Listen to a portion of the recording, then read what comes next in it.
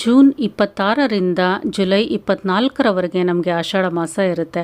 ಆಷಾಢ ಶುಕ್ರವಾರದ ದಿನ ಲಕ್ಷ್ಮೀ ಪೂಜೆಯನ್ನು ಮಾಡೋದ್ರಿಂದ ತುಂಬಾ ಮಹತ್ವದ ಫಲಗಳನ್ನು ಪಡಿಬೋದು. ಈ ಮಾಸದಲ್ಲಿ ಲಕ್ಷ್ಮೀ ಪೂಜೆಗೆ ತುಂಬಾ ಮಹತ್ವ ಇದೆ ಅಂತ ಹೇಳ್ಬೋದು. ಲಕ್ಷ್ಮೀ ಪೂಜೆ ಮಾಡೋದ್ರಿಂದ ಸೌಭಾಗ್ಯ ವರ್ಧನೆ ಆಗುತ್ತೆ, ಇಷ್ಟಾರ್ಥಗಳೆಲ್ಲ ನೆರವೇರುತ್ತೆ. ವ್ಯಾಪಾರದಲ್ಲಿ ಒಳ್ಳೆ ಅಭಿವೃದ್ಧಿ ಆಗಬೇಕು ಅಂದರೆ ಮನೆಯ ಯಜಮಾನರು ಈ ಪೂಜೆನ ಮಾಡ್ಬೋದು.